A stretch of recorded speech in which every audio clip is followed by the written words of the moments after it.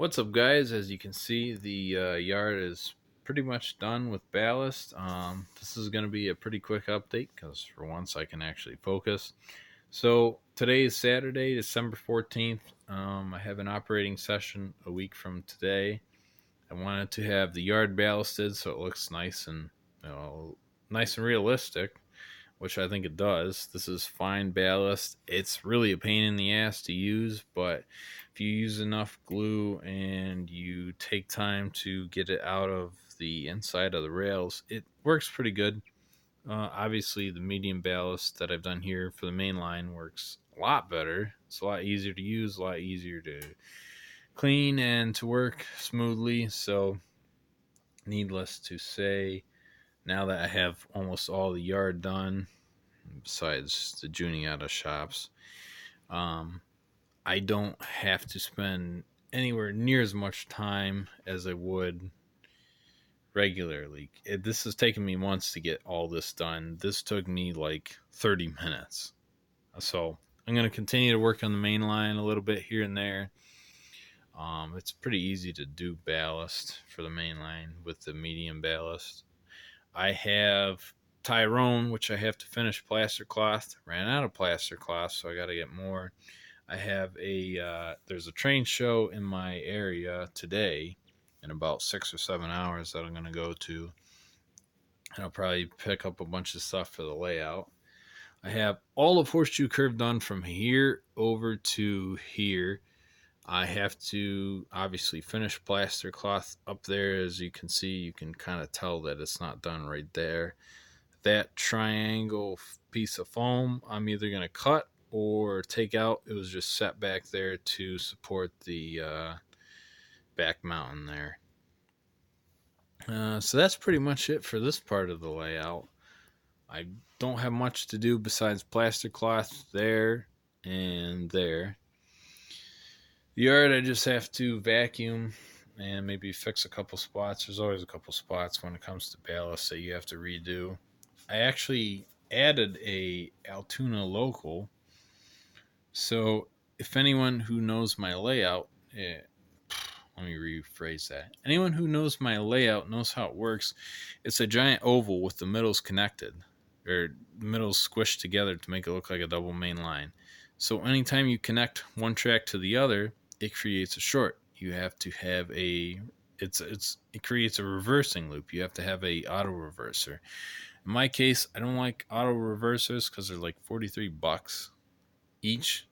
So I'd rather do it manually because there's only like two places on my layout. So I got a manual switch I can throw for the bottom level reversing loop and the upper level reversing loop. Here, I don't have to worry about that. This is a switch, and this is one of those X crossovers. I don't know exactly how you want to classify it, but it doesn't create a short because all the power just comes straight across. This power can go along the main line. This power can go straight across that. I don't need a reversing loop. I don't need anything like that. So this is going to be a local area. I don't know if I'm going to have a runaround yet, but even if I don't, I'll probably have a left-handed switch here, so this stuff won't matter. And I'll have one track here for a scrapyard and one track here for coal delivery and oil delivery for public consumption, for the public to buy. It makes it pretty simple.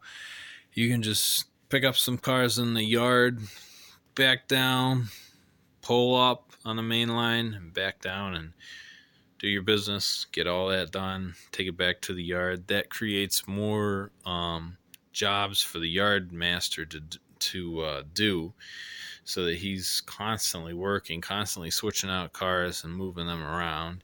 So that's one thing I like. And then I have the Juniata area, the big engine facility there, and I got the diesel fueling facility here that I got to finish this sanding dome, and it'll go into a switch here which connects into here and here in the main line. And then this track back here is for the tank cars for that hold the diesel for the diesel fueling facility. And then there'll be a track here for the cabooses.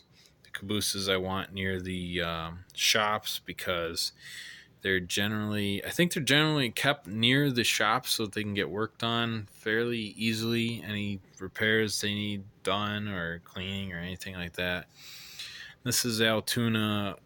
This is the Altoona Works shop track. So boxcars full of machine parts will come here.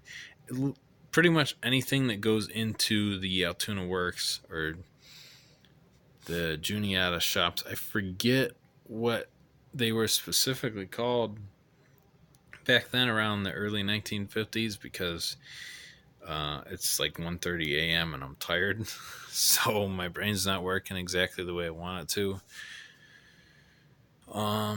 And then I'll have the steam engine facility will probably be here, the cooling tower, water tower, or I might not have this switch and this track at all, and it might come off this switch, go right to the turntable, pull that here so that a steam engine can sit here, and then I have 3 tracks here for engines, and then I'll have a couple sidings here for engines. So that pretty much does it. I'm working on Altoona Works right now. This has to be pretty much done by next weekend for the operating session. I need an area for people to switch out cars and to store engines, and then I need the Altoona Local. I need this area done. So I got to figure out all this stuff within pretty much a day or two, because I want to get it done by the end of the weekend, because I got to start cleaning up the tracks here and making sure all the engines run right and get my operating scheme down, because I want to take more of this card stock that's green colored, put it in a spreadsheet, make sure it matches up with the size of this, and put it along the front and have lettering on the card stock so that it'll say, track 2 Pittsburgh, track 3 Chicago, track 4 Detroit, track 5 Harrisburg, and so on and so forth. Because